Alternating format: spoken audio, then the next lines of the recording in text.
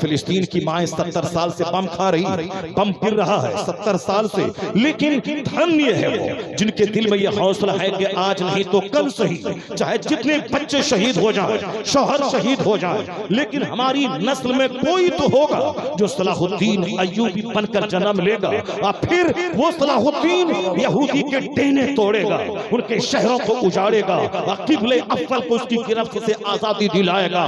फिलिस्तीन नबियों की सरजमीन जिसको इन यहूदियों ने गस्ब कर लिया है, नबियों की जमीन को आजाद करवाएगा। इसी आस में 70 साल से फिलिस्तीन की औरतें जी रही है, उनका समाज शहीद हो रहा है, कोई परवाह नहीं, फिलिस्तीन छोड़ने की बात नहीं कर रही है। वो धन्य है कि इंतजार में, और वह वक्त बिल्कुल करीब आ गया है जब जुल्म चरम सीमा पे पहुंचता है, तब उसके बाद इंसाफ का सूरज तुलू होता है। यहूद और नसारा का जुल्म आम हो रहा है, इस्राइल के ईसाई, इस्राइल के यहूदी, अमेरिका के क्रिश्चियन और फ्रांस और बरतानिया के क्रिश्चियन, ये सब मिल करके यहूद और नसारा इस्लाम की बुनियाद उखाड़ने पे तुले हैं। अब वो दिन आने वाला है, इमाम मेहदी का ज़हूर होने वाला है, वो दिन आने वाला है कि जनाब ईसा अलैहिस्सलाम जमीन पे तशरीफ लाने वाले हैं। फिर क्या होगा? यहूदी तो दज्जाल के साथ मिल जाएगा और मुस्तफा के गुलामों का एक दस्ता जनाब ईसा की फौज में शामिल होगा और मकाम लुत के पास दज्जाल उसके सारे हवारीयीन मारे जाएंगे।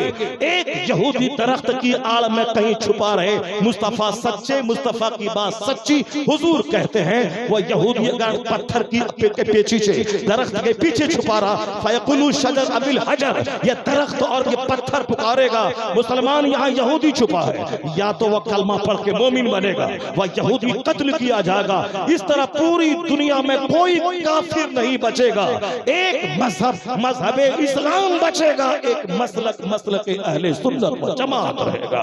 वह दिन आने वाला है जब अत्याचार बढ़ेगा इस्राइल का, अत्याचार बढ़ेगा अमेरिका का, फिर वो दिन करीब है कि इंसाफ का सूरज तुलू होने वाला है। मगर मैं ये कह रहा हूँ कि वहां की औरतें कैसी हैं, सलीके से करने की तौफीक अता फरमाए। बस बातें तो हम तो लंबी गुफ्तगू करने के आदी हैं, मगर जुमा के दिन 30 मिनट बोलते हैं, कभी कभी महफिल शॉर्ट होती है तो 15 मिनट का खिताब होता है। ऐसा नहीं कि हम जब तक 2 घंटे नहीं बोले हमको मजा ही नहीं आता है, ऐसा नहीं।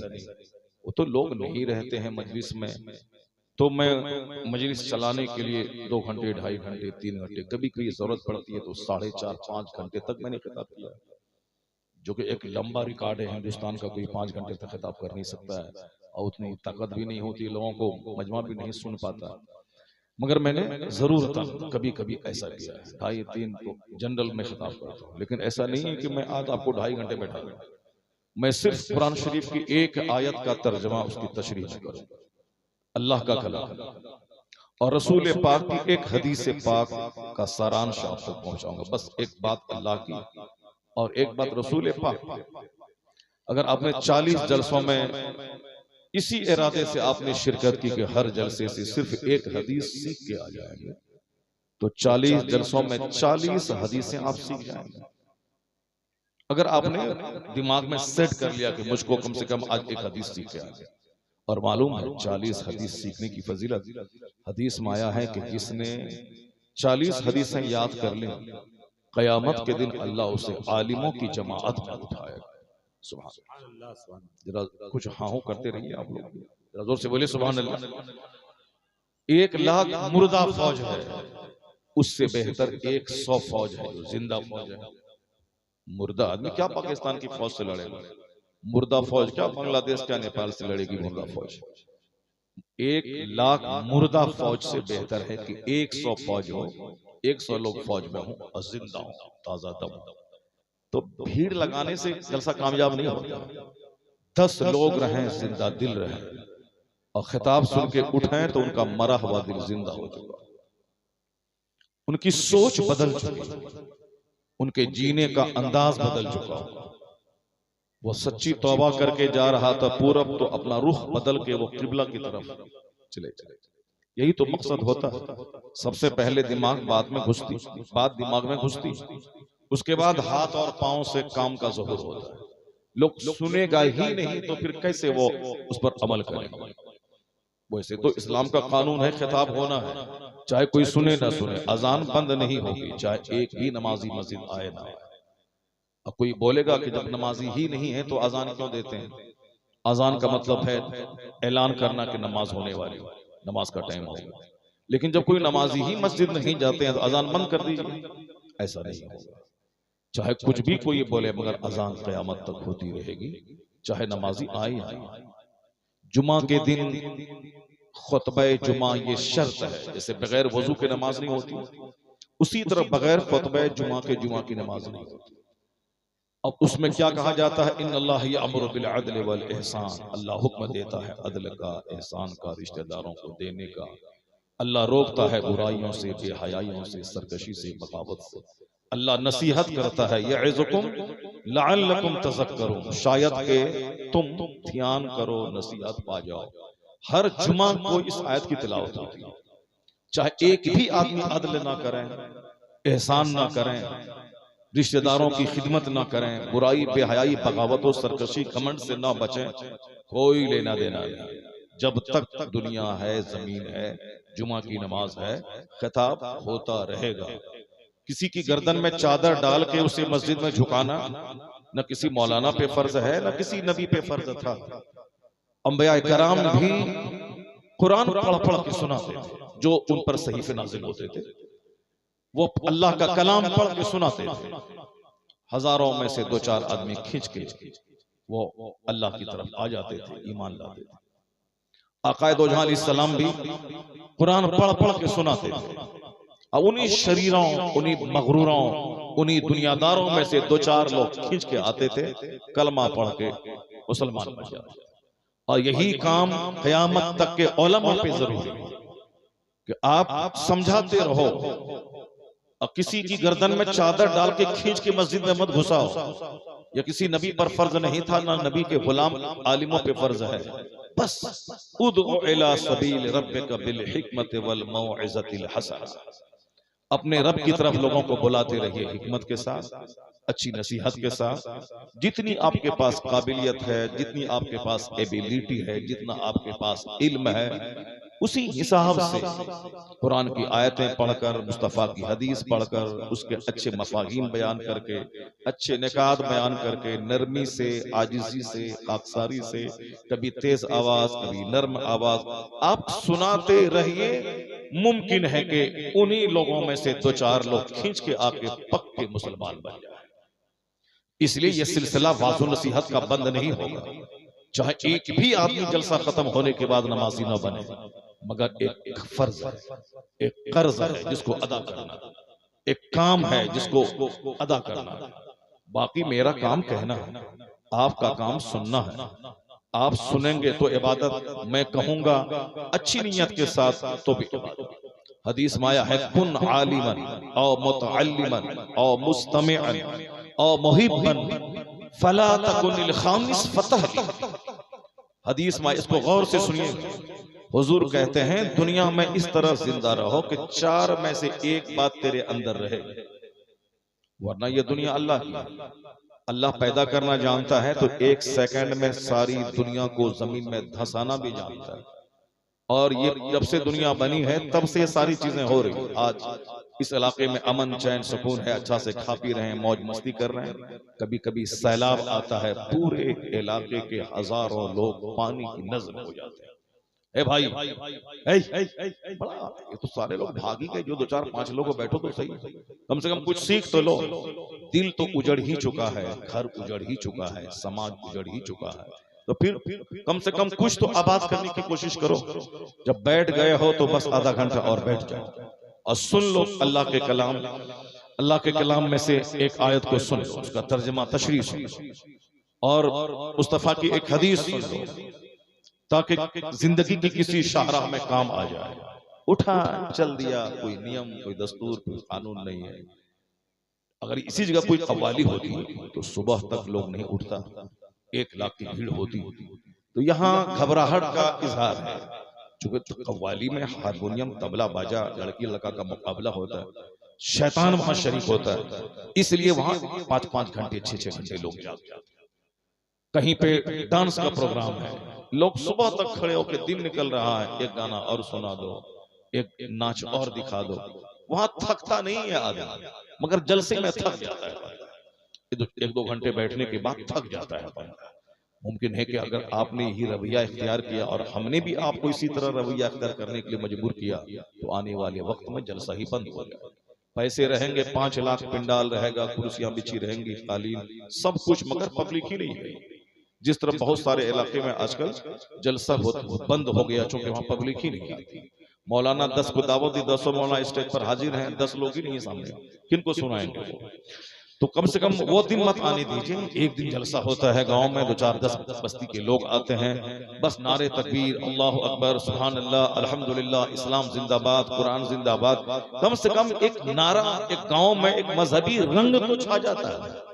और जहां 1000-2000 लोग आते हैं उसमें से 2-4-5 लोग तो अंदर से जरूर वो नेक बनने की कोशिश करते हैं। तो जो एक प्लेटफॉर्म इस्लाम ने हमें दिया है इसको उजाड़ने की कोशिश मत कीजिए। वैसे तो बहुत सारे लोग हैं जो जलसा बंद करने का आह्वान कर रहे हैं। बंद कर दिया जाए, क्यों बंद कर दिया जाए? बंद कर दिया जाए नाच गाना, बंद किए जाए डीजे, बंद किए जाए खेल तमाशा, बंद किए जाए क्रिकेट का मुकाबला, बंद किए जाए वर्ल्ड कप का टूर्नामेंट, बंद किए जाए ढोल बाजे का मुकाबला। लेकिन जहां इंसान बनने का पैगाम नशर होता है, तो ऐसे खाना है, ऐसे पीना है, ऐसे बाथरूम जाना है, ऐसे वहां से आना है, ऐसे सोना है, ऐसे जागना है, बहैसियत बाप, बहैसियत औलाद, बहैसियत बीवी, बहैसियत शौहर, बहैसियत पड़ोसी, बहैसियत रिश्तेदार, कैसे जीना है। From the cradle to the grave, माँ की गोद से लेकर कब्र की गोद तक तमाम व्यवस्था, तमाम सिस्टम, तमाम उसूल, तमाम ज़ाब्ते जो किसी मजहब में नहीं मिलेंगे, वो सारे ज़ाब्ते मजहब इस्लाम में मौजूद हैं। उन्हीं ज़ाब्तों में से चंद ज़ाब्ते इस जलसे के जरिए अवाम तक पहुंचाए जाते हैं। मुमकिन है कि मैं बेढंगा हूं, लेकिन 100 आदमी में कोई एक ऐसा शख्स हो जिसके दिल में मुस्तफा की सच्ची मोहब्बत हो और वह हुजूर की एक सुन्नत पे अमल कर लिया हो। उस सुन्नत की बरकत से मुमकिन है कि कल कयामत के दिन उसे मुस्तफा के पीछे पीछे जन्नतुल फिरदौस में जाने का रास्ता मिल जाए। ये तो होता है, होता रहेगा। अल्लाह तबारक व तआला जिसका दिल सीधा किया है, समझ लें कि बहुत बड़ी नेमत उसके साथ कर, बहुत बड़ा एहसान उसके साथ किया। वरना दिल तो आज मर ही चुका है। मस्जिदों में दिल नहीं लगता, ताड़ी भट्टी में दिल लगता है, अपने बाप से बात करने में मन नहीं लगता, अजनबी मर्दों से 2 घंटे तक फोन पे चटर मटर करने में मजा आता, अपनी बीवी अच्छी नहीं लगती, दूसरों की औरतों भाभियों से बात करने में मजा आता, उलमा कराम अच्छे नहीं लगते, फिल्मी हीरो अच्छे लगते हैं, कुरान हदीस की बात अच्छी नहीं लगती, जोकरों का जोक अच्छा लगता है। ये दिल के मरने की अलामत है कि अपनी बीवी अच्छी न लगे, दूसरों की बीवी अच्छी लगे, अपने बाप अच्छे न लगे, दूसरों के बाप अच्छे लगे, अपनी माँ अच्छी न लगे, दूसरों की बीवी, दूसरों की माँ अच्छी लगे, अपना वतन, अपना घर अच्छा न लगे, अब पहाड़ में जाकर के घूमने में, इंजॉय करने में मजा आ रहा है। जाहिर सी बात है, जिस घर में तिलावत नहीं होगी, जिस घर में अल्लाह के रसूल पाक की बात ना होगी, वो घर चाहे 50 खरब रुपए का क्यों ना हो। जिस घर में फिल्मी हीरो नाचें, जिस घर में तमाशे हों, जहां बैंड बाजे की आवाज आए और बंदा बोले यहाँ दिल लगेगा, सुकून लगेगा, नहीं होगा। अभी दिसंबर आने वाला, अगर यकीन न आए आप जाके समंदर के किनारे 31st नाइट को आप जाके देखें। 25 दिसंबर को लोग 10-10 लाख रुपए खर्च करके फ्रांस, यूरोप, ऑस्ट्रेलिया, अमेरिका से इंडिया आएंगे, गोवा जाएंगे, समंदर के किनारे डुबकी लगा के बालू पर सो के जिंदगी का मजा लेने की कोशिश करेंगे, एंजॉय कर रहा है। जैसे हमारे बच्चे गुटखा खा के, बाल दाढ़ी साहब हीरो की तरह बना के, फटा हुआ पैंट पहन के, हाथ में धागा बांधकर, गले में सिकड़ी डालकर, 2-4 अंगूठी हाथ में पहनकर, और साहब वो एंजॉय करना चाहता है। जिंदगी का मजा हम ले रहे हैं, अब मजा ले रहे हैं। 24 घंटे मुंह में गुटखा है, पखाने की तरह बदबू हो रही है, कोई मलाल नहीं है, एंजॉय, मजा आ रहा है। यहाँ कुरान हदीस की बात हो रही है, कुछ लोग सड़के पे हुल्लड़बाजी कुछ बच्चे कर रहे हैं, क्यों? मजा ले रहा है, एंजॉय कर रहा है। तो जी 50 करोड़ का जो घर बना है, उसको छोड़ के समंदर पे बालू पे लेट के लोग एंजॉय कर रहे हैं। मकान आजकल कैसे बनता है? मकान में साहब वॉल पुट्टी है, फॉल्स सीलिंग है, ग्रेनाइट है, ये सारी चीजें हैं, एसी लगी हुई है। गरीब से गरीब लोग अब एसी लगा रहे हैं अपने घर में। सोफा, पहले तो राजा महाराजा के घर में सोफा होता था, आज गरीब से गरीब घर में सोफा रहता है। तो अपना घर का सोफा, अपने घर की एसी छोड़ के लोग समंदर के किनारे डुबकी लगा के बालू पे नंगे सो के एंजॉय कर रहे हैं। जिंदगी का मजा ले रहे हैं। कोई कश्मीर जा रहा है, वहां नाव पे बैठ के डल झील में घूम के मजा करना चाहता है। कोई साहब नैनीताल के पहाड़ पे जाकर के वो पहाड़ में घास पात पत्थर दरख्त देख के मजा करना चाहता है। किसी के पास पैसा ज्यादा है तो यहाँ से नजदीक है थाईलैंड, थाईलैंड की राजधानी बैंकॉक जाके नदी नाला समंदर पहाड़ देख करके मजा लेना चाहता है। किसी को थोड़ा और ज्यादा पैसा हुआ तो सिंगापुर जाता है, जहाँ के रेलवे स्टेशन पे भी कालीन बिछे होते हैं, बहुत खूबसूरत मुल्क है दुनिया का। वहां देख करके वहां सड़क के किनारे रेलवे की पट्टी में फोटो लेके सेल्फी लेके पहाड़ देखे समंदर देखे मजा कर रहा है। हिंदुस्तान के लोग जो बाहर नहीं जा सकते गरीब हैं, वो यहाँ से निकले चले गए कश्मीर चले गए, ऊटी चले गए, डल झील चले गए, साफ मसूरी चले गए, नैनीताल। नहीं कुछ मिला तो बगल में दार्जिलिंग पहाड़, अब पहाड़ को जाके देख रहे, करोड़ों का घर छोड़ के पत्थर पे बैठे हुए और सेल्फी ले रहे, एंजॉय कर रहे हैं। ये भले ही दुनिया कुछ के, हकीकत ये है कि जिस घर में तिलावत इबादत जिक्र दुरूद न हो, उस घर में अल्लाह ने सुकून नहीं रखा, उस घर में चैन नहीं मिलता। इसीलिए होटलिंग आउटिंग बाहर जाना घूमने का कल्चर शुरू हो गया। औरतें भी दबाव डालती हैं, कितना घर में रह रहे के काम करके मैं बोर हो रही हूँ, चलो बाहर घूमने जाते हैं, चलिए अजमेर चलते हैं, चलिए बरेली चलते हैं, पैसा है चलिए उम्रा के नाम पे मदीना चलते हैं, और कुछ लोग चलिए थाईलैंड चलते हैं। घर में रहते रहते बोर हो गई, मार देंगे आप, ऐसा कंट्री के में शिकार हो गई, इंफीरियर हो गई, मैं अब डिप्रेशन के मरीज हो जाऊंगी, मैं मर जाऊंगी, कितना घर द्वार किचन बाथरूम डाइनिंग हॉल। अब शौहर बेचारा गरीब पैसा बचा के अब लेके चला अजमेर, अब लेके चला कश्मीर, घर में मन नहीं लगता।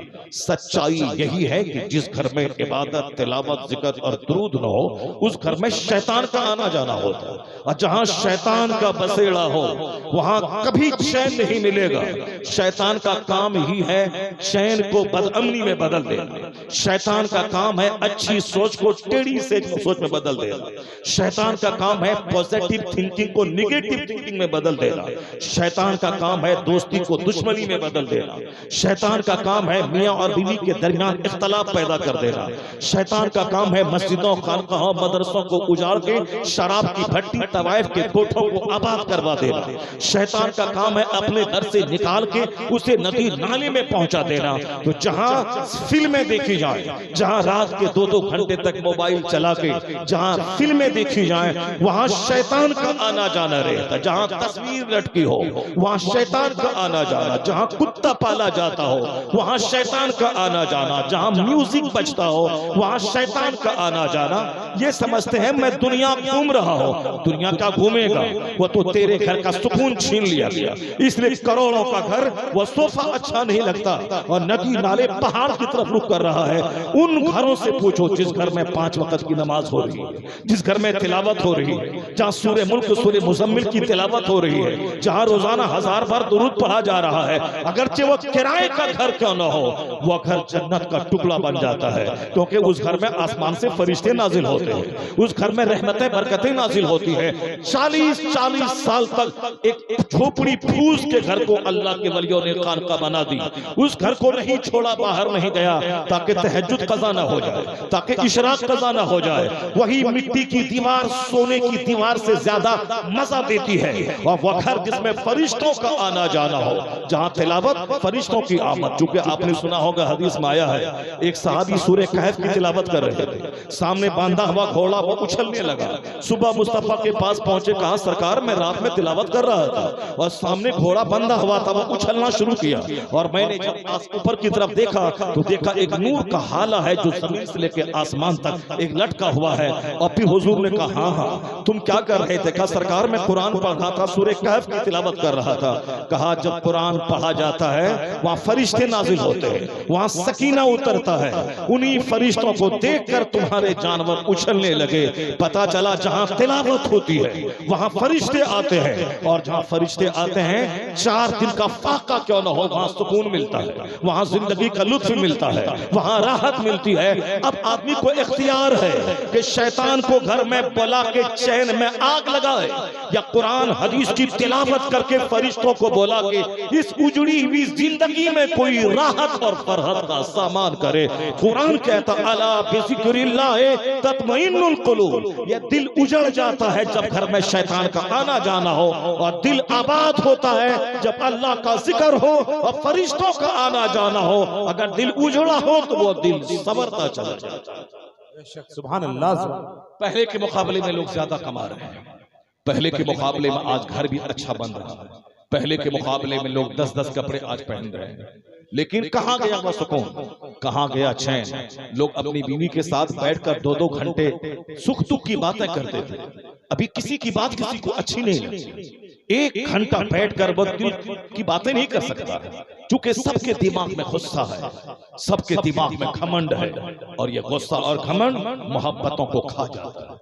गुस्सा जहां है वहां कभी दोस्ती नहीं होगी, गुस्सा जहां है कभी सिंपैथी नहीं आएगी, गुस्सा जहां है वहां दोस्तों की तादाद घटेगी, और गुस्सा जहां है वहां कभी आपके हम ख्याल लोग नहीं मिलेंगे। यही है आज सारे लोग तन्हाई का एहसास कर रहे हैं, क्योंकि गुस्सा बहुत ज्यादा है। दूसरों के सम्मान, दूसरों की इज्जत के नाम की कोई चीज नहीं। अपने आप को सबसे बड़ा समझना, अपने आप को सबसे सुपीरियर समझना, अपना बेटा, अपना बाप, अपना घर, अपना खानदान, अपना कुंबा, अपनी जमींदारी, अपना गांव, इसी में सारे लोग मस्त हैं। इसी गुरूर ने तबाह बर्बाद कर दिया, इसी गुस्से ने मियां बीवी के दरमियान का सुकून छीन लिया, इसी गुस्से और घमंड ने औलाद और वालिदैन के रिश्ते को कमजोर किया। इस्लाम ने नरमी पे बहुत ज्यादा जोर दिया। इन्नल्लाह रफीकुन युहिब्बुर रिफ़क़, हदीस में आया है कि बेशक अल्लाह रफीक है और नरमी को पसंद करता है, नरमी को पसंद करता है। इन्नल्लाह जमीलुन युहिब्बुल जमाल, अल्लाह जमील है, जमाल को पसंद करता है। हुजूर ने फरमाया ला यदखुलुल जन्नह मन कान फी क़ल्बिही मिस्क़ालु ज़र्रतिन मिन किब्र, अल्लाह ताला उस शख्स को जन्नत में नहीं दाखिल करेगा जिसके दिल में जर्रा बराबर घमंड हो। और आज इसी घमंड ने दोस्तों की तादाद घटा दी, इसी घमंड ने घर का सुकून छीन लिया, इसी घमंड ने समाज को कई खेमों में बांट दिया। कहीं पॉलिटिकल जंग है, कहीं पीर के नाम पे जंग है, कहीं मस्जिद मदरसा के नाम पे जंग है, कहीं कब्रिस्तान और ईदगाह के नाम पे जंग है, और कहीं साहब बिरादरी के नाम पे जंग है, कहीं शेख पठान जोलाहा अंसारी नदाब साफी के नाम पे जंग है। बेशुमार इख्तलाफात, इंतशार, दो भाई का दिमाग आपस में मिल नहीं रहा, दो भाई एक माँ के पेट से पैदा हुआ, दोनों की राय अलग अलग, दोनों का ख्याल अलग अलग है। ये अल्लाह का अज़ाब है। पहले तो 100 भाई एक साथ मिलकर एक खजूर खा के जिंदा रहते, पहले तो एक घर में 10 औरतें, 10 गांव की, 10 खानदान की, वो साहब बहुत दिनों तक, जब तक बेटा जवान न हो उस वक्त तक ज्वाइंट फैमिली रहती थी, सारे लोग एक रहते थे। अभी यहाँ शादी के 1 महीने तक 2 भाई एक साथ नहीं रह सकते। पहले 5 भाई, 5ों की बीवियां, 5ओं के 10-10 बच्चे, 100 आदमी की रोटियां बनती थी, मोहब्बत से सारे लोग खाते थे, कोई शिकवा नहीं, कोई गिला नहीं, कोई लड़ाई, कोई झगड़ा नहीं। पैसे बढ़ गए, सुकून खत्म। मकान बना रहा है, सब मिट्टी की दीवार हटा हटा करके पुख्ता बना रहा है, और छतें डाल रहा है घास हटा हटा के। वो छत और छत से, वो पुख्ते की दीवार से, वो सोफा कालीन और गद्दे से जब जिंदगी का सुख ही खत्म हो गया तो क्या है वो दीवार, क्या है वो छत? समाज में देखें कितनी आग लगी। बूढ़े बूढ़े की ताजीम करना जरूरी है, मगर आदमी बूढ़े को बुढ़ा कहता है। बाप का एहतराम जरूरी है, मगर बाप से आंख मिला के बात नहीं करता है। माँ दुनिया में कहीं नहीं मिल सकती अपनी असल जो माँ है। बीवी एक मरेगी दूसरी से शादी कर लो, दूसरी मरेगी तीसरी से, नहीं मरेगी तो एट ए टाइम 4 शादी। ज़िना करना हराम है, निकाह करना हराम नहीं। यहाँ लोग ज़िना कर रहे हैं नौकरानी से, मुसहरनी से, दलित की औरत से, काम करने वाली मजदूरीन के साथ, लेकिन शादी नहीं कर रहे हैं। शादी को ऐब मान लिया गया है और ज़िना करने को फैशन और साहब मालदारों का हक मान लिया गया है। जब सोच टेढ़ी होती है तो सुन्नतों पे अमल नहीं करते, लोग गुनाह करते हैं। 4 शादी कर लो, अल्लाह ने ताकत दी है, दौलत दी है, कोई ऐब की बात नहीं। गौसे आजम सारी वलियों के सरदार हैं, 4 शादी करी है, 49 औलाद उनके पास है। गरीब नवाज के अदर पे सारा हिंदुस्तान जाता है, 40 करोड़ मुसलमान वहां जाते हैं, उनके यहाँ उनके सामने 2 बीवी के मजार है। 2 शादी करना ऐब नहीं है, मगर ज़िना करना ऐब है। दूसरों की बहू बेटी पे बुरी निगाह डालना ऐब है। दूसरों के घर में कुत्ते की हड्डी, जिस कुत्ता हड्डी को सूंघता रहता है, उसी तरह दूसरों की बहू बेटी को सूंघना, ये गलत बात है, ये ऐब की बात है। शादी करना इज्जत की बात है, औलाद ज्यादा पैदा करना फख्र की बात है। हुजूर ने फरमाया है ज्यादा बच्चा देने वाली औरत से निकाह कर, ताकि मैं तेरी कसरते तादाद पे कयामत के दिन मैं नाज करूंगा। मुस्तफा ने तो ये कहा। हजरत अनस को मुस्तफा ने दुआ दे दी, सहाबी है, 100 बेटे अल्लाह ने अता फरमा दी। हुजूर की खिदमत 10 साल तक की, मुस्तफ़ा ने दुआ दी, हुजूर की दुआ दी, अल्लाह ने उनके माल में, उनकी औलाद में इतनी बरकत दे दी। दूसरों के बाग में खजूर साल में एक बार आती थी, जनाब अनस के बाग में साल में 2 बार खजूर फलने लगी। जनाब अनस को अल्लाह ने 100 बेटे अता फरमा दिए। तो 100 बेटे के बीच में बाप कैसा लगता होगा, जैसे सितारों की झुरमुट में चांद नजर आता है, उसी तरह 100 बेटों के दरमियान में एक बाप नजर आता था। आजकल सूख गए हम लोग, हम दो हमारे दो, हम दो हमारे एक, और एक के बाद जहां बच्चा हुआ फौरन एबॉर्शन करवा देना, कॉपी लगा देना, नसबंदी करवा देना, मेडिसिन का इस्तेमाल कर देना, चाहे बच्चादानी का जनाजा निकल जाए, चाहे बच्चादानी का कैंसर हो जाए, चाहे ब्रेस्ट कैंसर हो जाए, सब चलेगा मगर बच्चा ज्यादा ना हो। उतना पैसा ब्रेस्ट कैंसर के इलाज में खर्च हो जाता है। जाहिर सी बात है, अल्लाह ने छाती दी है बच्चों को दूध पिलाने के लिए। अब जो दवाई खा के दूध सुखा देगा, कैंसर ना होगा तो क्या होगा? या अल्लाह ने औलाद दिया है, अल्लाह ने औरतों को बनाया है औलाद पैदा करने के लिए। अब एक औलाद के बाद अगर रास्ता बंद हो जाए, अगर बंद ही करना चाहता तो सोहबत बंद कर दे, सोहबत बंद कर दे, बीवी के पास हम बिस्तरी बंद कर दे, तो हम बिस्तरी बंद नहीं होगी मगर बच्चा बंद हो जाएगा। अब जब बच्चा बंद होगा, मेडिसिन इस्तेमाल करवाया जाएगा, 1 महीना 2 साल तक अमल नहीं ठहरेगा, तो बच्चा दानी जो नर्म नाजुक चिल्ली का एक टुकड़ा है, उसका क्या हाल होगा? आज बच्चा दानी का कैंसर पूरी दुनिया में बढ़ रहा है, सिर्फ दवाइयों के इस्तेमाल की वजह से। आज ब्रेस्ट कैंसर हो रहा है सिर्फ बच्चों को दूध न पिलाने की वजह से। तो अल्लाह रब्बुल इज्जत तो सेहत देना चाहता है, बंदा लेना ही नहीं चाहता है। अल्लाह तो रोजी देना चाहता है कि ला तक़तुलू औलादकुम खश्यत इमलाक, गरीबी के डर से बच्चों को कत्ल मत कर, हम तुम्हें भी रोजी देते हैं, तेरे बच्चों को भी रोजी देंगे। जब अल्लाह रोजी देने वाला है तो फिर हम बच्चों को ज़बह क्यों करें, हम बच्चों को कत्ल क्यों करें, हम बच्चों को माँ के पेट में ही क्यों मार दें? तो आबादी हमने घटाने की तरकीब सोच रही। अल्लाह की रज़ाकियत में जो एतमाद होना था वो खत्म हो गया। 4 बीवियां आ सकती हैं, और अगर मर जाए तो 100 औरत से भी निकाह हो सकता है, लेकिन एक माँ अगर नाराज हो गई तो दुनिया की करोड़ों औरतों की भीड़ में दूसरी माँ नहीं मिल पाएगी। ये दूसरी माँ नहीं मिल पाएगी, बीवी मिल जाएगी, एक नहीं तो 4, और मरती जाए, तलाक होती जाए तो 100 तक निकाह करे, कोई हर्ज की बात नहीं। इमाम हसन ने 100 के करीब निकाह किया था, और कोई ऐब की बात नहीं। उनके वालिद मौला अली ने कहा था कि हसन को कोई बेटी मत दो, ये तो तलाक दे दिया करते हैं, मगर इराक के लोगों ने कहा था हसन मेरी बेटी को रखें या तलाक दे दें, वो अगर शादी करने का ऑफर मेरी बेटी को देते हैं, मैं उस निकाह पे फख्र करूंगा कि हसन के निकाह में मेरी बेटी चली जाएगी। जबकि मौला अली ने मना किया था कि कोई उनको बेटी न दे, वो तो तलाक दे देते हैं। निकाह ऐब नहीं है, ज़िना ऐब है। बच्चा पैदा करना ऐब नहीं है, बच्चा पैदा होता जाता है, अल्लाह रोजी को बढ़ाता रहता है। तो मैं कहने लगा कि बीवी पर कभी माँ पर बीवी को कभी तरजीह न दे। माँ है, उनके पाँव के नीचे जन्नत है, बाप जन्नत का दरवाजा है, जन्नत अंदर में दरवाजे से ही बंदा दाखिल होता है। ऐसा नहीं माँ माँ माँ माँ माँ, बाप तो माँ का भी सरदार होता है, बाप माँ का सरदार होता है। माँ उस वक्त तक जन्नत न जाएगी जब तक कि मेरा बाप उससे राजी न हो। माँ कोई नफल कबूल नहीं होगा जब तक कि उनका शौहर यानी मेरा बाप उससे राजी न हो। तो माँ के कदमों के नीचे जन्नत जरूर है, माँ की खिदमतें बाप से ज्यादा जरूर है, माँ के एहसानात बाप से ज्यादा जरूर है, मगर ताज़ीम माँ से ज्यादा बाप की, माँ से ज्यादा बाप की तौकीर ज्यादा, खिदमत माँ की ज्यादा, ताज़ीम बाप की ज्यादा, अदब बाप का ज्यादा। चूंकि बाप तो माँ का भी सरदार है, बाप तो माँ का भी मालिक है, और बाप तो जन्नत का दरवाजा है। माँ के कदमों के नीचे जन्नत है, बस जन्नत दाखिल कोई हो ही नहीं सकता दरवाजे के बगैर, और वह दरवाजा बाप है। माँ बाप के एहसानात दोनों है, कोई ससुर और दुनिया का कोई दोस्त बाप के मुकाबले में हो ही नहीं सकता है। इसलिए बाप का अदब, बाप का एहतराम, बाप के सामने निगाहें झुका के रखना ये जरूरी है। मगर हालात देखिए कैसे है, निकाह से दुश्मनी है और ज़िना से दोस्ती है, बाप से दुश्मनी है और दूसरों से दोस्ती है, अपनी बीवी से लड़ाई झगड़े हैं और दूसरी भाभी से 1-1 घंटे तक फोन पे गटर मटर हो रहा है। यह दिल के मरने की अलामत है। मदरसा वीरान होगा तो दिल जिंदा होगा, मस्जिद उजड़ जाएगी तो दिल जिंदा होगा, जलसा उजड़ जाएगा तो दिल जिंदा होगा। अल्लाह का मजहब का नाम लेने वाला कोई नहीं रहेगा तो अल्लाह उस पर रहमतों की बारिश करेगा। दीन की मदद करोगे तो अल्लाह तुम्हारी मदद करेगा। अल्लाह कहता है व इन तंसुरुल्लाह यंसुरकुम, if you will help the religion of Allah, Allah will help you. अगर तुम अल्लाह के दीन की मदद करोगे तो अल्लाह तुम्हारी मदद करेगा।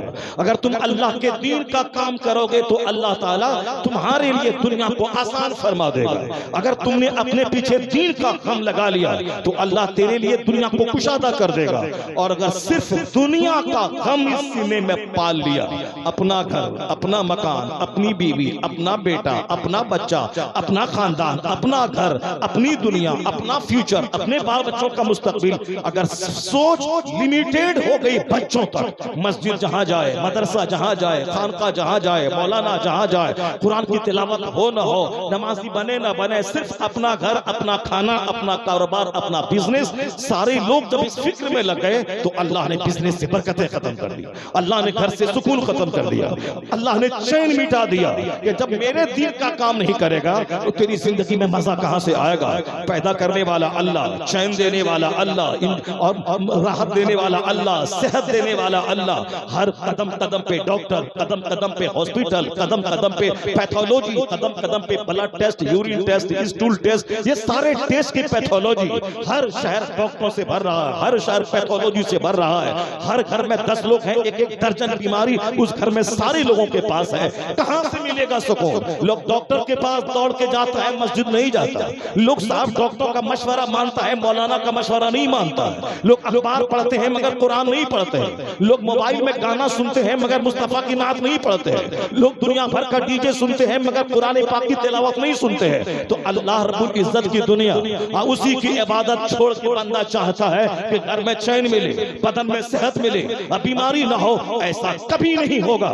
यह दुनिया अल्लाह की है। जब तक दुनिया के लोग अल्लाह की इबादत करते रहते हैं तो जन्नत वहां मिलेगी, सेहत यहां मिलेगी, चैन यहां मिलेगा, लज़्ज़तें जिंदगी की यहां मिलेंगी। और जब मस्जिद उजड़ेगी सुकून उजड़ेगा, जब मदरसा उजड़ेगा चैन उजड़ेगा, जब जलसा उजड़ेगा तो जिंदगी का मजा उजड़ेगा। इसलिए जलसा पैगाम देता है, सुकून तो हर आदमी को चाहिए। उसका एक बेहतरीन तरीका है जिक्र इलाही, जो बेहतरीन तरीका है मुस्तफा पे दरूद भेजना, बेहतरीन तरीका है 2-4 घंटे मिट्टी पर बैठकर अब कुरान को सुनना, हदीस सुनना, अपने रहनुमाओं को सुनना।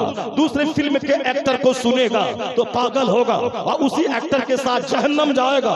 और अगर अपने मौलाना को सुनेगा, हदीस कुरान सुनेगा, अल्लाह ने करम किया तो हदीस कुरान सुनने की बरकत से मौलाना जहां जाएगा अपने साथ तुझे भी वहीं लेके चला जाएगा।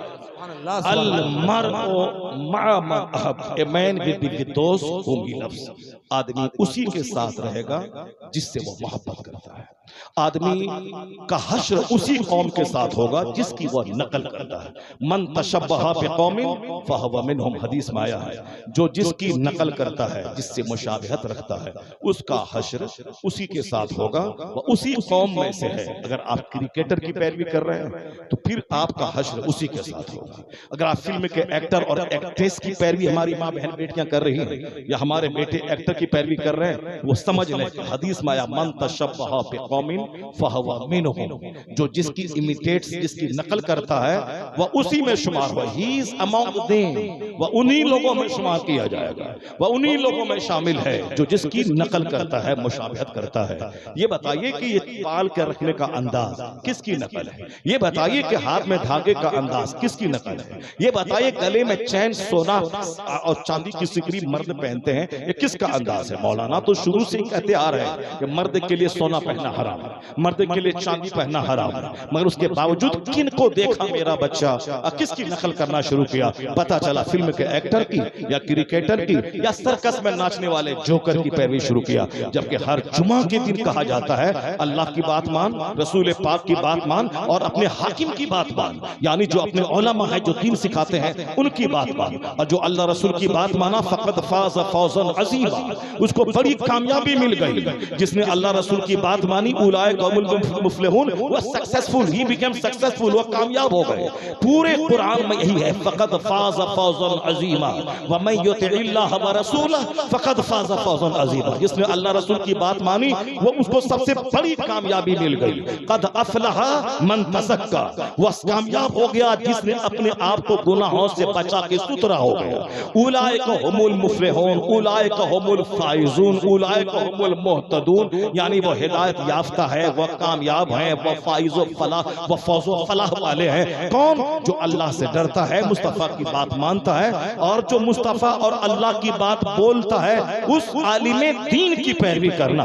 जो अपने बाप दादा की बात बोले तो आलिम की बात नहीं मानी जाएगी। अगर अपने खानदान की बड़ाई बयान करे उस आलिम की बात नहीं सुनी जाएगी। अगर आलिम अपनी बीवी और अपने बच्चों की बात करे उनकी बात नहीं सुनी जाएगी। लेकिन अगर कोई आलिम जुमा के खिताब में अल्लाह रसूल का कलाम बोले, अगर महफिलत की महफिलों में अल्लाह रसूल की बात बोले, अगर दरसगाहों में कुरान हदीस की बात बोले, अगर खुतबे निकाह में अल्लाह रसूल की बात बोले, तो लाजिम है अल्लाह रसूल की बात सुनना और उनकी बात को झूठलाना नहीं, वरना ईमान से हाथ धो बैठेंगे आप। अगर कोई नेता भाषण दे रहा है, अगर आपने कहा कि झूठ बोल रहा है, आप काफिर नहीं हो जाएंगे। चूंकि नेता अक्सर झूठी बोलते हैं, वो कहते हैं मैं सड़क बना दूंगा, बिजली ले आऊंगा, 24 घंटे बिजली दूंगा। अगर आपने कह दिया कि झूठ बोल रहा है तो आपका ईमान खत्म नहीं होगा, अगरचे नेता सच बोल रहा होगा। लेकिन अगर आपने कह दिया कि झूठ में झूठ बोल रहा है तो आपका ईमान नहीं लूटेगा। लेकिन अगर कोई मौलाना कुरान बोल रहा है और आपने कहा कि झूठ बोल रहा है, अगर मौलाना हदीस बोल रहा है और आपने कहा कि झूठ बोल रहा है, तो मैं बोलूं कुरान और आप कहें यह झूठ बोल रहा है, तो बस सीधे ईमान खत्म,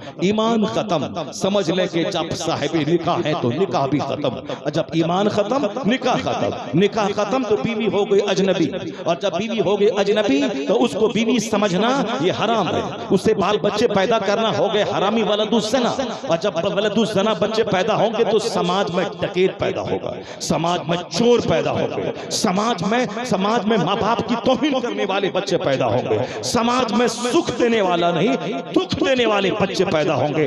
आज अक्सर समाज में चोरों की तादाद बढ़ रही है, डकैतों की तादाद बढ़ रही है, लुच्चों की तादाद बढ़ रही है, लफंगों की तादाद बढ़ रही है, माँ बाप के नाफरमानों की तादाद बढ़ रही है। कहीं ऐसा तो नहीं है कि नाजायज बच्चों की तादाद में इजाफा हो रहा है, कहीं ऐसा तो नहीं है कि हरामी बच्चों की तादाद में इजाफा हो रहा है। लोग कुफ्र बक रहे हैं, एहसास तक नहीं है मैं कुफ्र बक रहा हूं। लोग बीवी को तलाक देने के बावजूद भी उसको रख रहे हैं, बगैर हलाला के रख रहे हैं, क्योंकि हलाला का मतलब है कि मैंने तो गुस्से में तलाक दिया, अब जब मैं दोबारा रखना चाहता हूं तो उसको दूसरे से निकाह करना पड़ेगा, ताकि इसको सजा मिले कि तेरी बीवी तेरी गलती से वह दूसरों की बीवी बनने जा रही है, ताकि खूब यहाँ सीने पे हल चले।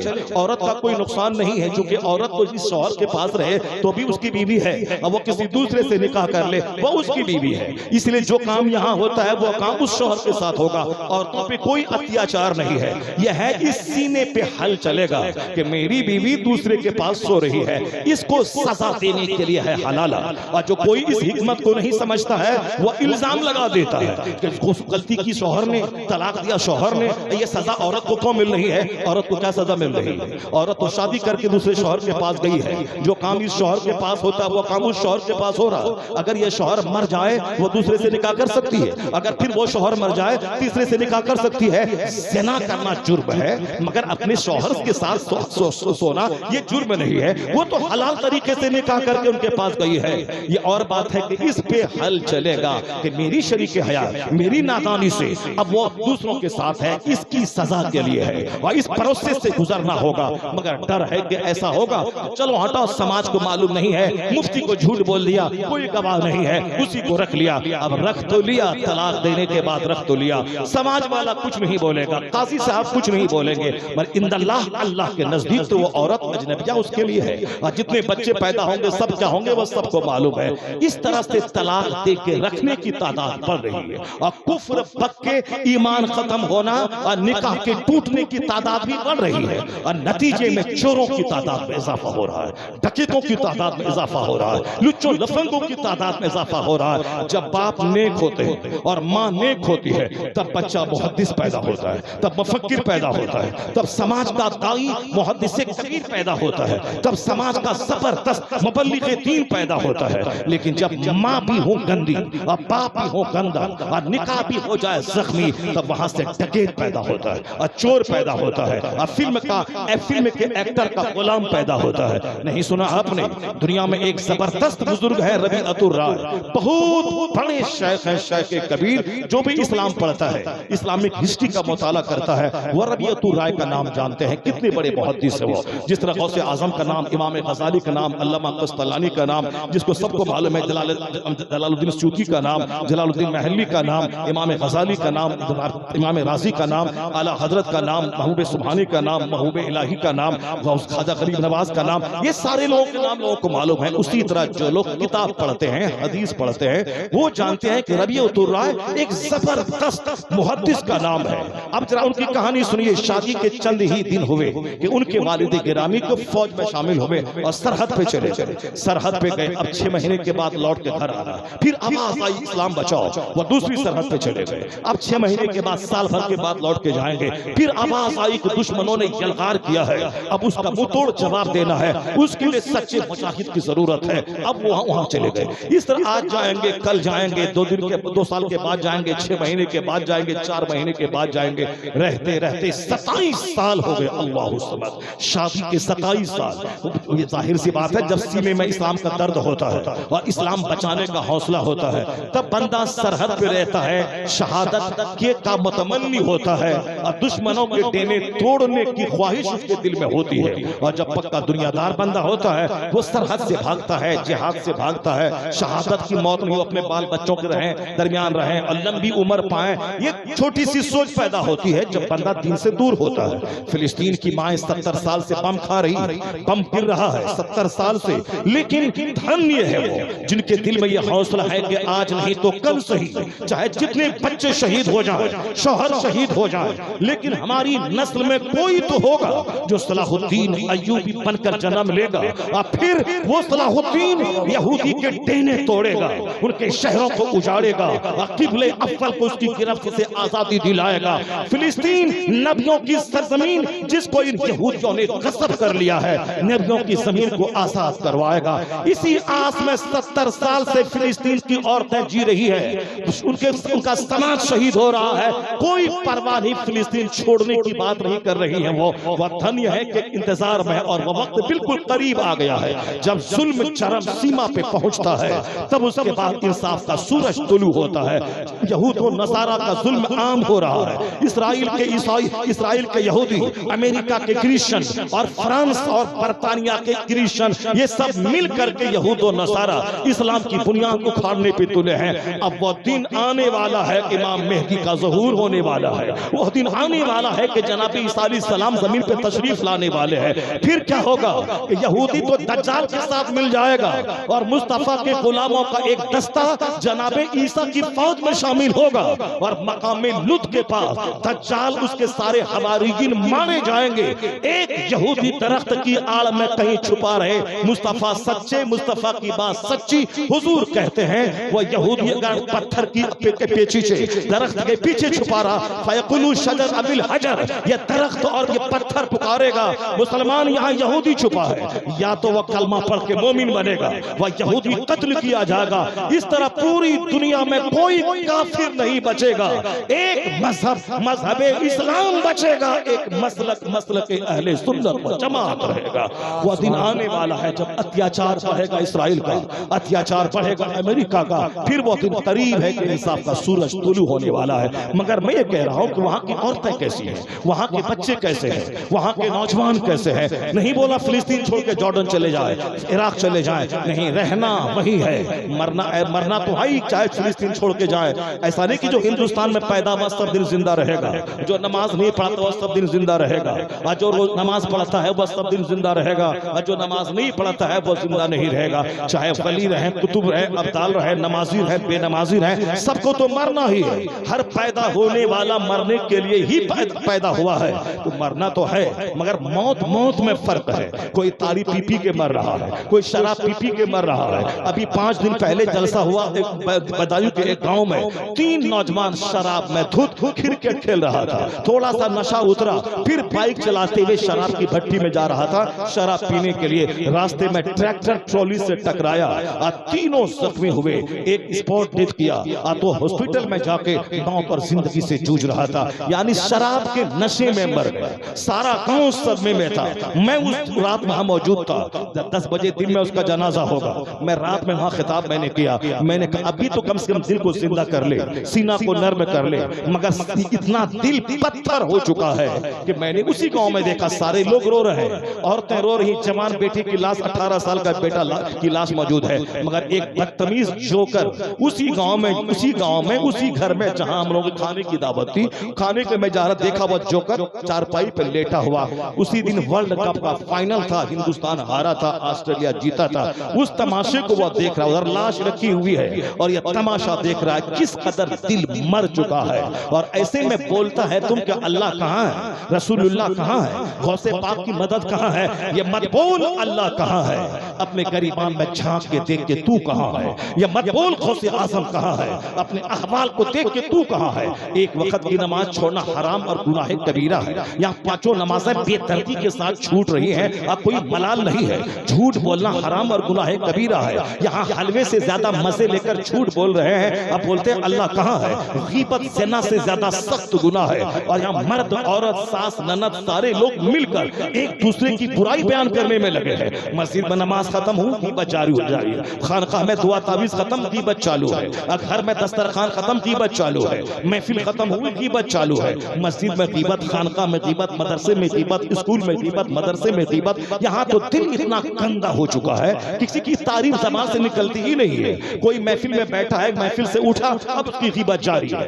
1 लाख खर्चा करके लोगों ने दावत की और दावत खाया, सामने तारीफ करी, बड़ा शानदार दस्तरखान बिछाया और 1 मिनट के बाद वहां से निकले, बोला हराम का माल था लूटा रहा है, हराम का माल है खर्च कर रहा है, 25 साल लूटा है, दूसरों का बेटी की शादी में मजा कर रहा है। 1 मिनट में पहले तारीफ और बाद में उसकी शिकायत और गीबत चालू है। यानी जबान पे कुछ है, दिल में कुछ है, दिमाग में कुछ चल रहा है, दिल में कुछ है, अंदर कुछ है, बाहर कुछ है। यह है मुनाफिकत, यह है दोगलापनी के सामने तारीफ और पीछे गीबत। तो गीबत हराम गुनाह कबीरा है।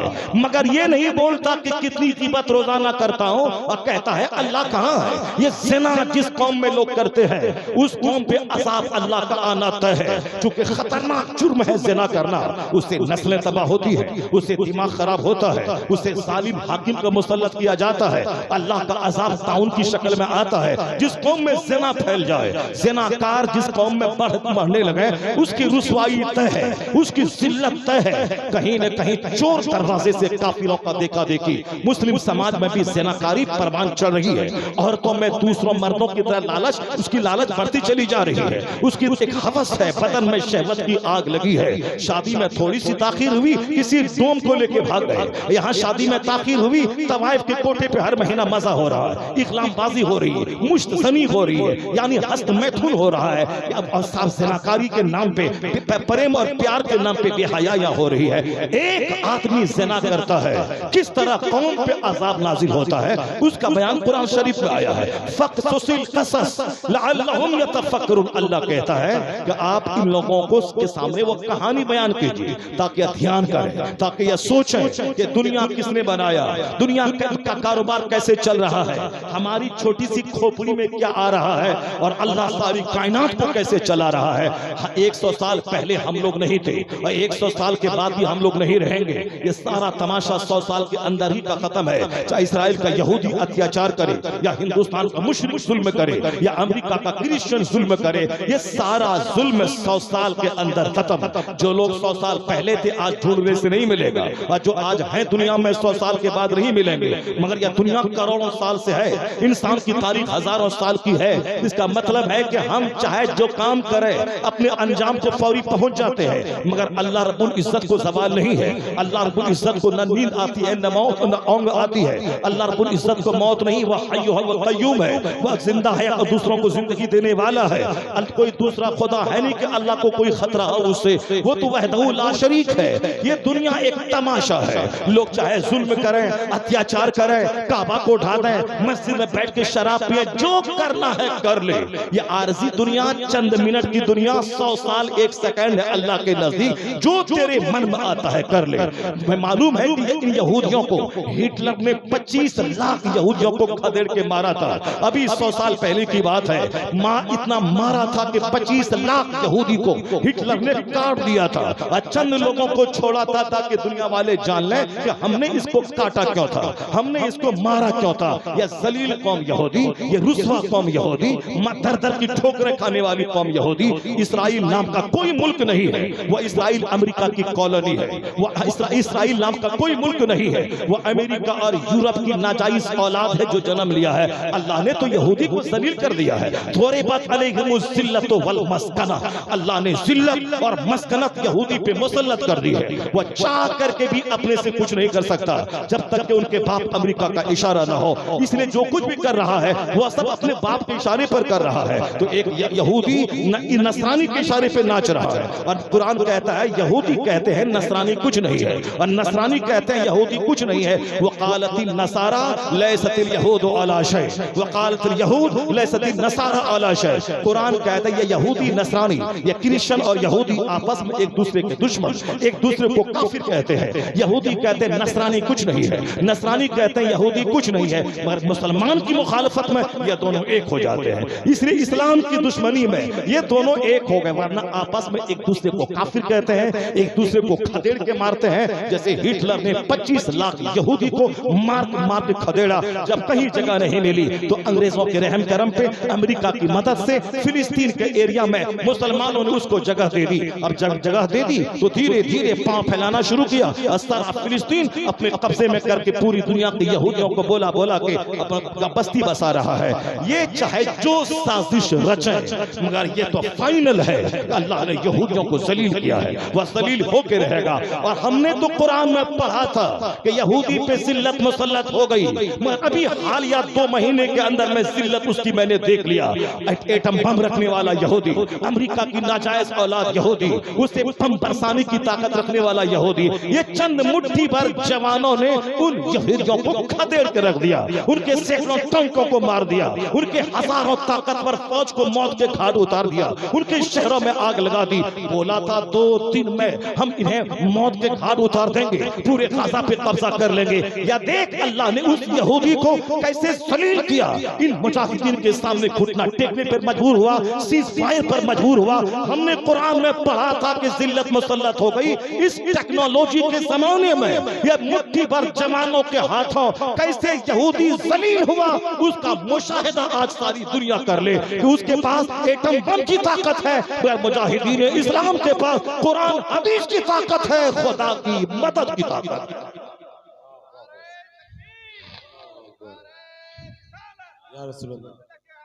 अब जरा गौर से सुनिए, कुरान शरीफ की एक बात सुनिए। हमारी जो दुर्गति, हमारी जो दुर्दशा है, उस वो दुर्दशा क्यों है, बात छिड़ी है, मैं बयान कर देता हूँ। बस कुरान शरीफ में एक जगह एक कहानी बयान हुई है। जनाब मूसा अलैहिस्सलाम के मानने का दावा ये यहूदी करते हैं। ये इस यहूदी को ही बनी इसराइल बोला जाता है। बनी इसराइल पे अल्लाह ने बड़ी नेमतें की हैं।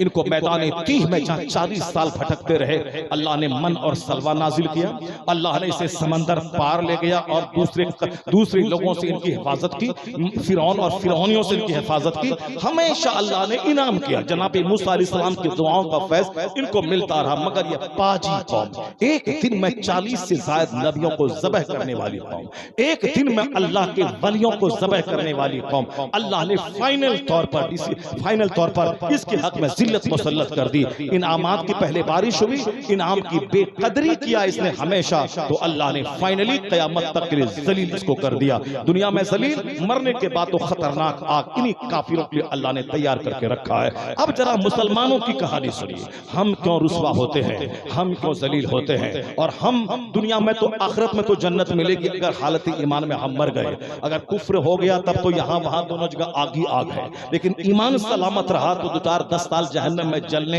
या अल्लाह के फजल से पहले से ही माफी मिल जाए और मुसलमान जन्नत जाए। ईमान अगर है तो जन्नत मिलेगी, चाहे सजा काट के हो, चाहे फिर पहले ही दिन से अल्लाह फजल करके माफ कर दे। वह ईमान की दौलत ही हमारा हथियार है, वह बचना चाहिए। और ऐसा नहीं कि आज मोमिन है तो मरेंगे भी मोमिन होकर। यहाँ दुनिया में आज मुसलमान है, कल लोग काफिर हो जाते हैं। कल सुन्नी कहलाता था, सऊदी अरब कमाने गया, वहां से वहां भी नजदी होके चला आया। अभी मोमिन था तो 4 दिन के बाद किसी काफिर की लड़की से प्यार हुआ, उसको लेके काफिर बन के घंटा बजाने के लिए मंदिर में चला गया। आए दिन ऐसा होता रहता है। वो ईमान की दौलत किस पर जन्नत मिलेगी? कम से कम ईमान तो बचा रहना चाहिए। वह ईमान बचेगा कैसे? कुरान सुनने से। ईमान बचेगा कैसे? ईमान के तकाज़ों को पूरा करने से। वह बचेगा कैसे? गंदों और बुरों की सोहबतों से दूर रहने, आलिमों की बात सुनने से। दिमाग में शक पैदा ना हो, न आखिरत पे शक हो, न क़यामत पे शक हो, न कुरान पे शक हो, न हुजूर में शक हो, न अल्लाह की ज़ात पे शक हो। इन तमाम शक से बचने के लिए स्टडी जरूरी है,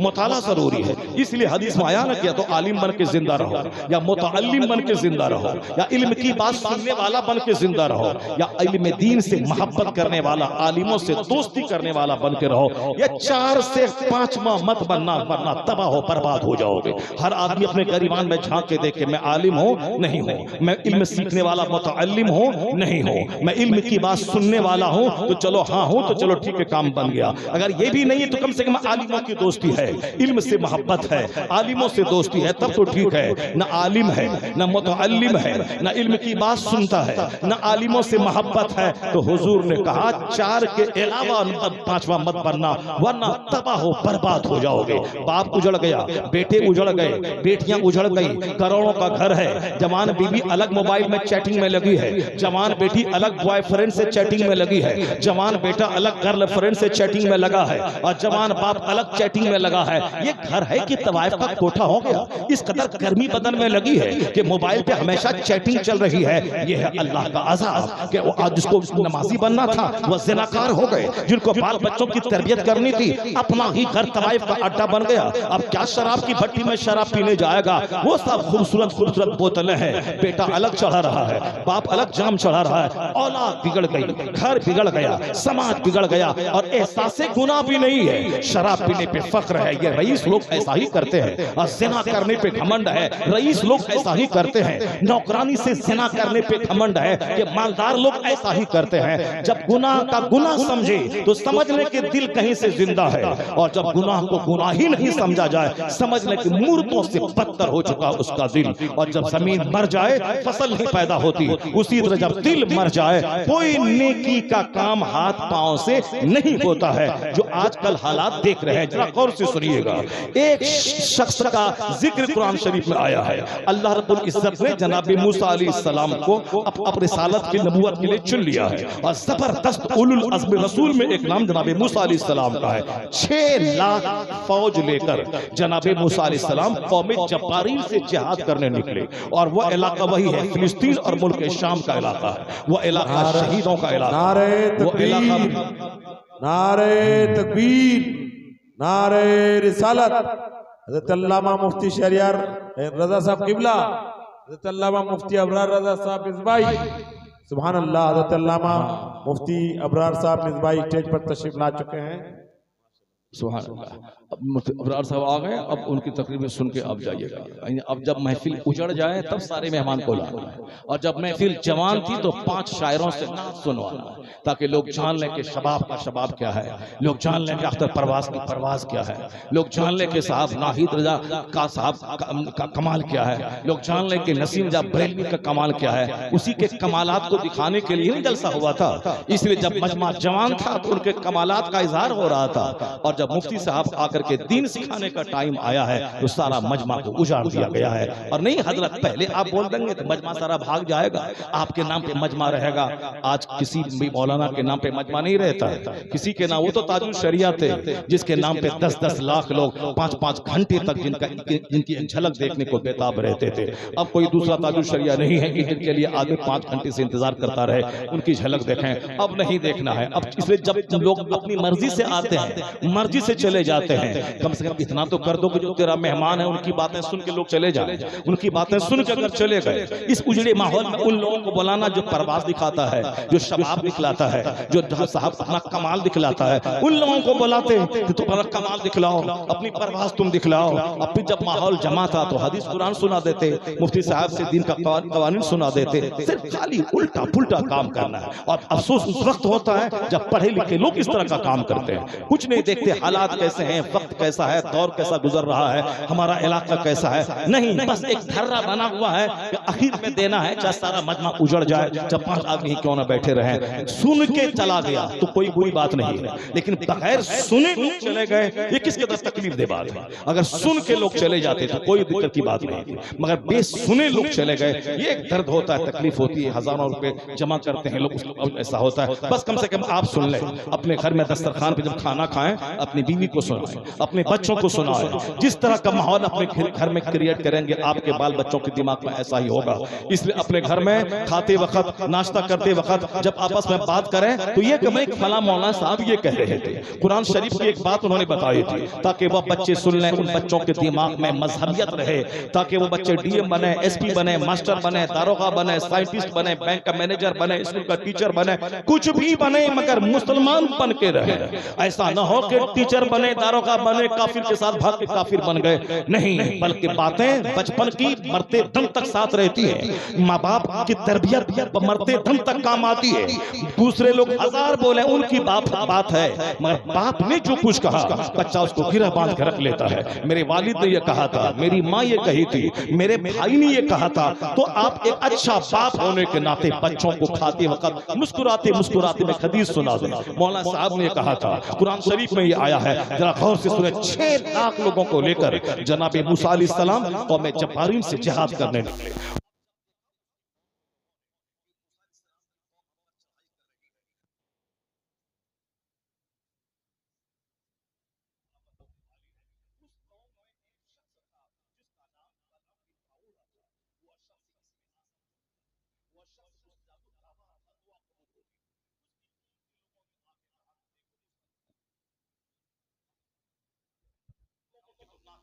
हम लोग तो तबाह बर्बाद हो जाएंगे, और तुम हमारी कौम में हो, तुम इतना करो कि मूसा अलैहिस्सलाम दुआ करो। तुम तो जो दुआ करता है दुआ कबूल होने का नहीं।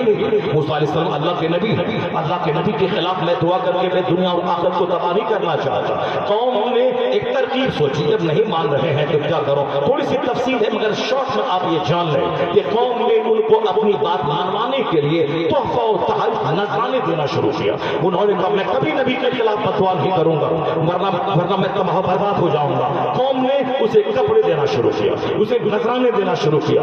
नजरानों का इतना परिसर, इतना तोहफा तहफ़्फ़ुज़ दिया कि फिर वो कौम के इस एहसान के बदले दब गया। जैसे आज कोई मस्जिद का इमाम होता, शराब हराम है, ज़िना हराम है, झूठ हराम है, सूद हराम है। ये औरतें जो मोहल्ले समाज में ग्रुप का सूद का कारोबार कर रही है, ये सूद है। और सूद के पैसे को खाना और उससे बाल बच्चे पैदा करना, आने वाली नस्लों को तबाह करना, नाजायज औलाद पैदा करने के मुतरादिफ है। चाहे जो कुछ भी हो, ये कौम चाह रही है कि मुश्रिक कौम कि हमारे लोग सूदखोर बन जाए, हमारे लोग सानी बन जाए। इसी उसे निकाब खटकता है, हिजाब खटकता है, पर्दा खटकता है, ताकि पर्दा न रहे और इज्जत बची रहे। बेपर्दगी का माहौल हो ताकि ज़िना भी फैशन में शामिल हो जाए, ज़िना को बुरा न समझे बल्कि फैशन का हिस्सा बन जाए। जिस तरह पानी पीने में मजा कम आता है, शराब पीने में मजा आता है, चाहे हजार बदबू उसमें हो, उसी तरह अपनी बीवी से मिलने में मजा कम आता है और ज़िना करने में मजा ज्यादा आता है। ये मजा शैतान रख देता है। इसीलिए ये बेपर्दगी उस ज़िना को परवान चढ़ाती है। दुनिया की सारी ज़लील कौमें औरतों को तरह तरह के लिबास देने में लगी हैं। बड़े बड़े साहब डायरेक्टर बैठे हुए हैं, फैशन डिजाइनर बैठे हुए हैं। तो किस तरह का फैशन देना है, पहले बिल्कुल ढीला ढाला पायजामा ताकि पांव तक लिपटे, उसके बाद आप बिल्कुल शॉर्ट कर दिया, उसको साफ चूड़ीदार बना दिया, उस चूड़ीदार को भी घुटने तखने से और ऊपर कर दिया ताकि पिंडली झलके। पहले तो गला दिखता था, पहले तो गर्दन देखी जाती थी, चेहरा देखा जाता था, सर के बाल देखे जाते थे। चुस्त लिबास की वजह से सारा स्ट्रक्चर नजर आता था। अब पिंडली भी देखी जाए ताकि पिंडली के हुस्न को देखकर भी आंख को सेका जाए। ये फैशन डिजाइनर है जो सारी दुनिया में ज़िना को परवान चढ़ाने के लिए इसी तरह के लिबास तराश करके दुनिया वालों के सामने नया नया फैशन रखते हैं। और जिस घर में अल्लाह रसूल की बात नहीं है, मौलाना का एहतराम नहीं है, वहां तो हाजी साहब उसी तरह के चूड़ीदार खरीद के अपनी बीवी और अपनी बेटी को देते हैं। क्योंकि वो तो समझ लिया कि पैसा था, हमने हज कर दिया, मैं बहुत कुछ जान गया। ये भी समझते हैं कि दीन पर कायम रहने के लिए अपना हज कर लेना अपनी दाढ़ी रखने का माल नहीं है, अपने बाल बच्चों में दीन का दर्द पैदा करना, अपने घर में इस्लामी माहौल माहौल पैदा करना ये जरूरी है। जनाब मूसा अलैहिस्सलाम की कौम के खिलाफ दुआ करने के लिए कौम ने अपने मुस्तजाब दावत इसमें आजम के जानकार बहुत बड़े आलिम 12,000 लोग उनकी दरसगाहों में बैठकर दवा कलम लेकर बलम बाबूरा का दर्स नोट करने वाले थे। इतने जबरदस्त आलिम, इतने जबरदस्त इसमें आजम के जानकार जो दुआ करे दुआ कबूल होती थी। ये नजराने, ये तोहफा तहाइफ देकर उसको लोकेट कर दिया, उसको अपने एहसान के बोझ तले दबा दिया। अगर कोई हक बोलता हो तो उसको छुड़ाने का एक शानदार तरीका है। इतने तोहफे, इतने पैसे, इतने कपड़े दिए जाए कि अगर वो अंदर से अजली तौर पर शकी है तो तोहफा तहाइफ देकर फौरी गिर जाए। बलम बिन बावरा नजराने के दबाव में आकर के वो बददुआ करने के लिए गधी पर सवार होकर पहाड़ पर चढ़ा। हालांकि गधी ने कई बार उसको गिराया और उसके बाद भी जब बलम बिन बावरा ने नहीं माना तो वह गधी फसी जबान में कहने लगी, अफसोस है तुझ पर, किसके खिलाफ तू जबान खोलने जा रहा है, बददुआ करने जा रहा है। देख मुझको फरिश्ते रोक रहे हैं, फरिश्ते मुझे आगे नहीं जाने दे रहे हैं। मगर बलम बिन बावरा का दिल चूंकि दुनिया की तरफ माइल हो चुका था, हरीस और लालची हो चुका था, वह दुनिया के पैसे पे रीझने वाला, तोहफा तहाइफ पे रीझने वाला बन चुका था। इसी ख्वाहिशे नफ्स की पैरवी ने उसे तबाह बर्बाद कर दिया। चुनांचे वो पहाड़ पे चढ़ा और हाथ उठा के दुआ करना शुरू किया। तो मूसा अलैहिस्सलाम उसकी कौम के लिए जो बद्दुआ के लफ्ज आते थे जबान पे, तो मूसा अलैहिस्सलाम की जगह उसकी अपनी कौम का लफ्ज जबान पे आता था। और फिर जो भलाई की दुआ अपनी कौम के लिए करता था वो उसकी जबान पे बनी इस्राइल और मूसा अलैहिस्सलाम की कौम का नाम जबान पे आ जाता था। लोगों ने कहा, अरे तू क्या बोल रहा है? कहा, मैं क्या करूं, मुझे अपनी जबान पे कंट्रोल नहीं है। इतना ही दुआ करना था, उनकी जबान बिल्कुल सीने तक निकल के आ गई कुत्ते की तरह। कुरान शरीफ में इस पूरी कहानी को बयान करने के बाद अल्लाह फरमाता है कि मसलहु का मसलिल कल्ब, उसकी मिसाल कुत्ते की तरह है कि कुत्ते को हड्डी मारो तो भी जबान निकालता है, और उसको कुछ भी पत्थर मारो तो भी जबान निकालता है। भूख प्यास रहे तो भी जबान निकालता है कुत्ता, अब भूख प्यास नहीं भी रहे तो भी जबान निकालता है। लालची और हरीस चाहे खरबों रुपए क्यों न रहे, उसे मजीद पैसे की हवस होती है, तो उसकी मिसाल कुत्ते की दी गई। उसकी मिसाल कुत्ते की तरह है जिसकी जबान हमेशा लटकी रहती है। जबान जब लटक गई तो बलम बिन बावरा ने कहा कि अब तो मैं तबाह बर्बाद हो ही गया, मेरी दुनिया मेरी आखिरत दोनों बर्बाद हो ही गई। अलबत्ता एक बात मेरे मशवरे को तुम मान लो, एक तदबीर करो, अगर तुम चाहते हो कि ये लोग तुम पर फतह नहीं पाए और फिर ये तुमको शिकस्त मिले, तो एक काम सिर्फ करना कि जब वह चढ़ाई करने के लिए आए तो अपनी खूबसूरत लड़कियों को उसकी फौज उनके लश्करों में दाखिल कर देना। एक बंदा भी अगर सेना कर लिया तो शिकस्त तय है, हार तय है। चुनांचे उसके मशवरे पे पूरी कौम ने अमल किया। अमल ये कि अपनी जवान जवान खूबसूरत लड़कियों को सजा सवार करके उसकी मूसा अलैहिस्सलाम के लश्कर के दरमियान भेज दिया। अब खूबसूरत लड़कियां उनकी फौज के सामने से गुजर रही थी। उसी में एक कनानी औरत थी जो बहुत ज्यादा खूबसूरत थी। बनी इस्राइल का एक सरदार, एक अमीर, एक मालदार की निगाह जब पड़ी तो कंट्रोल नहीं रहा, उसने उसे गोद में उठाया और जनाब मूसा अलैहिस्सलाम के पास गया और कहा कि हुजूर ये मेरे लिए हलाल है या हराम? जनाब मूसा अलैहिस्सलाम ने कहा फौरी उसको अपने से जुदा कर दे, ये औरत तेरे लिए हराम है। मगर क्योंकि शहवत का नशा इतना दिमाग पे छा चुका था, इस कदर भूत सवार हो गया था, जैसे आज पहले समाज में मौलाना को देख के लोग कहीं नहीं खाते थे, मौलाना को देखकर बीड़ी नहीं पीते थे, मौलाना और अपने बड़ों को देखकर गुल्ली डंडा लोग नहीं खेलते थे, मौलाना को देखकर लोग साहब अपने अगर वो उसका कपड़ा उठा हुआ है वो घुटने से ऊपर उसको नीचे कर लेते थे। ये अदब की वजह से गुनाहों से लोग बचे रहते थे। लेकिन जब से लोगों ने दिमाग में ठान लिया ये मौलवी साहब 10,000 कमाने वाला, मैं तो 10 लाख महीना कमाने वाला, इसकी औकात क्या, जब पैसे से अहमियत को आंकना शुरू किया वो डिसिप्लिन खत्म हो गया, वो अदब खत्म हो गया, बड़ों का एहतराम खत्म हो गया। और जब मेरा बाप भी बिला वजह अपने बच्चे की तरफदारी करना, पैम्परिंग करना, बिला वजह नाज नखला उठाना, चुमा चाटी करना, सारे बच्चे बिगड़ गए उसी चुमा चाटी में। जबकि एक बाप को खिलाने पिलाने पहनाने ओढ़ाने में नरमी, मगर पढ़ने अदब सिखाने में बिल्कुल सख्त होना चाहिए।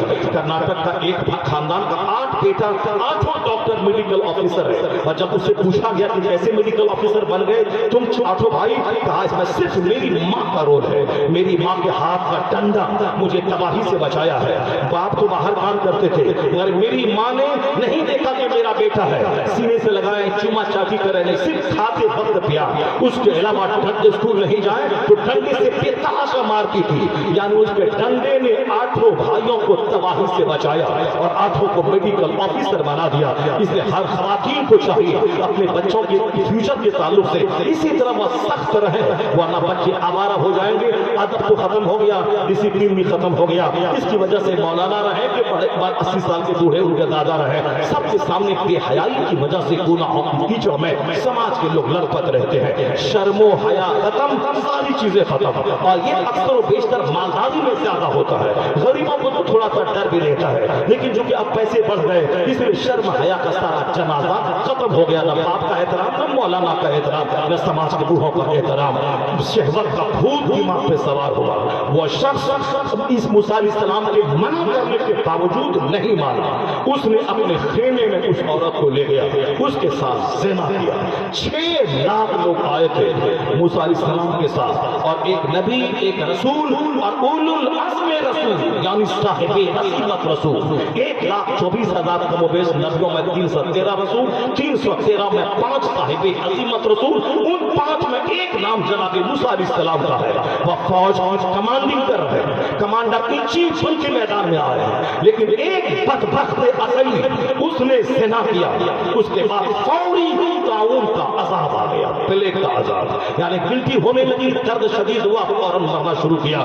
यानी 70,000 लोग 1 घंटे के अंदर अंदर प्लेग की बीमारी से मर गए। कौन?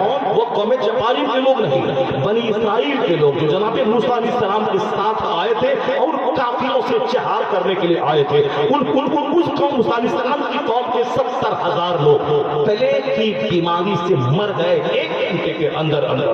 और जब मूसा अलैहिस्सलाम का मुशीर आया, हाँ, उसने उस मर्द औरत को दोनों को कत्ल कर दिया।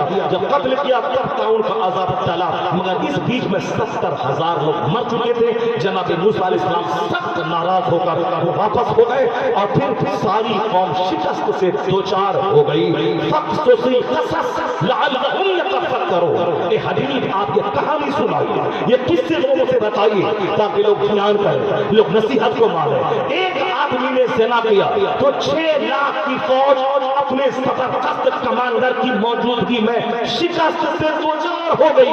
और जहां कदम कदम पे ज़िना हो, जहां हर घर में ज़िना हो, जहां हर समाज में ज़िना हो, जहां औरतें बेहया, जहां छोटे नौजवान बेहया, शराब को पानी की तरफ पिया जा रहा हो और ज़िना को अपना हक समझ के किया जा रहा हो, उस पर आसमान से रहमतों की बारिश होगी या अल्लाह का अज़ाब नाज़िल होगा। और एक ज़िना किया तो 70,000 मर गए। और यहाँ जो कदम कदम पे ज़िना का माहौल है, फिर भी अज़ाब वैसा नाज़िल नहीं हो रहा है। एहसान मुस्तफा जाने रहमत का, इसलिए कि अल्लाह ने कहा है वमा कान अल्लाहु लियुअज़्ज़िबहुम व अंता फ़ीहिम। ए हबीब, जब तक आप इस कौम में हैं अल्लाह अज़ाब आम नाज़िल नहीं फरमाएगा, वरना हम सारे लोग तबाह बर्बाद हो गए होते, हम पर ताउन का अज़ाब आ गया होता। जहाँ मस्जिद में अज़ान हुई नमाजी न गए, लोग घरों में फंस गए होते, आसमान से पत्थर की बारिश हो गई होती। मगर शुक्र है कि अल्लाह रब्बुल इज़्ज़त से अपने महबूब के रूखे रोशन को देखकर हम पर अज़ाब आम नाज़िल नहीं फरमा रहा है। जब नाज़िल नहीं फरमा रहा है तो अभी तो आंख खुलने की बात आ गई। ये न बोले कि अल्लाह कहाँ है, ये बोल कि मैं कहाँ हूँ। ये न बोल गौसे पाक की करामत है, ये बोल तुम कहाँ है। तुम बदल जा, तुम अपना दिल बदल ले, अपने जीने का अंदाज बदल ले, अपने बाल बच्चों को पक्का मोहम्मदी बना दे, फिर देख लेना जो अज़ाब है उस अज़ाब को अल्लाह रहमतों में बदल देगा। अल्लाह का तो वादा है, तुम मोमिन बन जा, मेरे महबूब की पैरवी कर, दुनिया में सल्तनत देंगे, दुनिया में हुकूमत देंगे। अमेरिका तक का खजाना 200 से ज्यादा ममालिक, दुनिया में सल्तनत हुकूमत। और जब तुम इसी हालत में मर गए तो मुस्तफा की शफाअत से जन्नतुल फिरदौस में जगह की मोहम्मद से वफा तूने तो हम दे रहे हैं। ये जहाँ चीज है क्या कहो तलब दे रहे। ये मत बोल के अल्लाह कहाँ है, ये बोल के तू कहाँ है, तेरी बीवी कहाँ है, तेरे बच्चे कहाँ है, समाज कहाँ है। अल्लाह तबारक व तआला ने कुरान शरीफ में आँख खोलने की बातें की। फ़क़्सुसिल क़सस लअल्लहुम यतफ़क्करून। है हबीब, आप कहानी सुनाइए, किससे सुनाइए जो बातें दी गई हैं ताकि लोग ध्यान करें, लोग अमल करें, लोग समझें। अपना नेक बनना कमाल नहीं है, समाज को साथ लेके चलना, प्रयास करना, कोशिश करना।